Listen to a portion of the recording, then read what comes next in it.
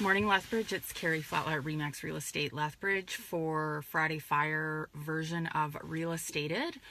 Our podcast is coming in just a couple of weeks, the Real Estated podcast with me as the host. So you'll still get your Friday Fire episodes included in that, but we are also rounding up guests to interview. So it's super exciting. We've already got a couple of interviews recorded and ready to go, so that's going to be really fun. We're going to be interviewing local business people, service providers, entrepreneurs from Lethbridge, but also from across North America, so it's going to be amazing. Anyway, what I want to talk about today is deposits and deadlines. My team and I obsess about deposits and deadlines. Our whole life revolves around it. We lose sleep over it 7 days a week, 24 hours a day. What we find as a challenge is real estate consumers, homeowners and home buyers, when they come into our world, they're not always aware of how important that is and that it can actually crash their deal. It can completely change the face of their experience when they're moving through a transaction, either buying or selling a house. And here's why. So deadlines are crucial. And probably the ones that drive everybody crazy are condition deadlines. So what that means is when you make an offer on a home, you have usually conditions on that offer. So you don't just say, I'm going to pay the homeowner this much money and put it on paper. There are conditions on that offer because most people don't have the cash up front. Most people want to do a home inspection, and you need to go to the bank and get approved for a mortgage. Usually, and I'm just talking in broad averages here, usually we try to keep your financing condition date down to about 10 to 14 days total.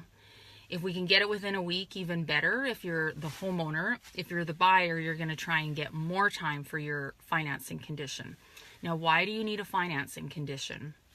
And it's amazing that most people actually don't realize that they need that condition. So when you go get pre-qualified at the bank or hopefully with a mortgage broker, and you can look at past episodes to see why we want you to talk to a mortgage broker, they're pre-qualifying you. So they are asking you questions and gathering documentation about your personal finances. They have to do that in order to advise you about how much house you can afford and what you qualify for on a mortgage. So you could have lots of money saved up, and we hear this all the time, is we talk to a new buyer and they're like, well, I have lots of money saved up, so I'm good. Like, that is not how it works at all. The down payment is only one piece of the puzzle in how the mortgage broker is qualifying you. They also need to look at your debt, credit card debt, other debt. Do you have another mortgage somewhere? All that kind of thing. Do you have car payments? Like, what are you spending every month to maintain your debt? And then they have to look at your income, and they need proof of your income going forward, that that income is secure. So you need to spend time with that mortgage broker to get pre-qualified. Then you go make an offer on a home with your buyer's agent, and you put a financing condition, because now, even though you've pre-qualified with the lender, now you take that offer to purchase that's accepted and the information about the home, and you go back to the lender, and they have to approve the mortgage for that property, because the lender doesn't want to lend $300,000 on a home that maybe isn't worth $300,000, or they're on the hook if they have to repossess that home. So the lender needs to know they're lending on an asset that is in fact worth what you're paying for it.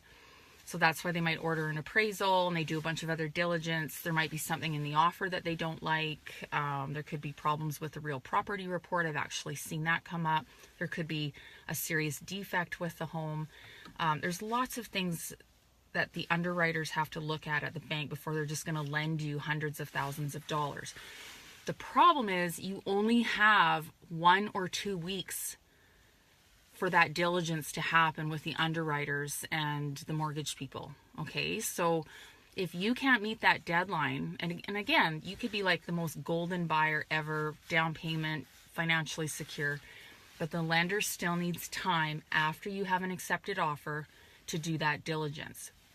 So say we get down to the last couple days of your financing condition, the deadline's coming up to remove that condition from the offer.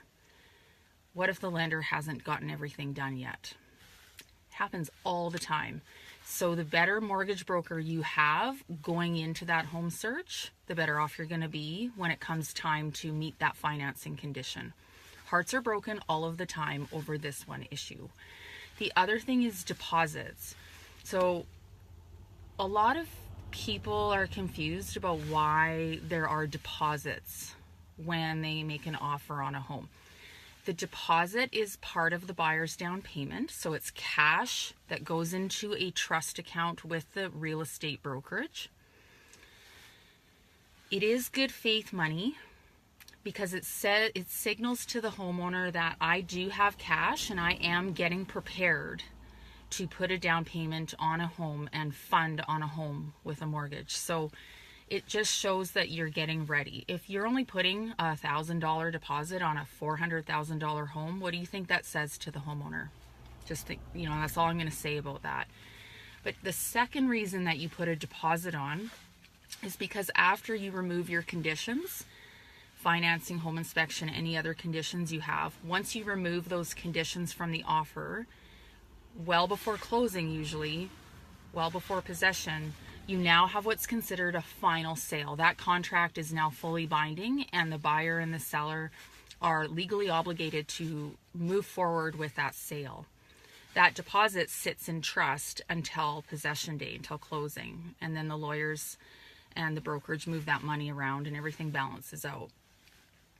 What if the buyer gets cold feet and decides a week before closing they found a different house that they like and they want to back out of the deal? Okay, that deposit is now at risk.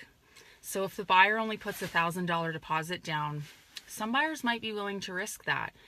They're also risking a lawsuit with the seller, but that deposit holds feet to the fire because it's at risk if the buyer wants to get out of the deal.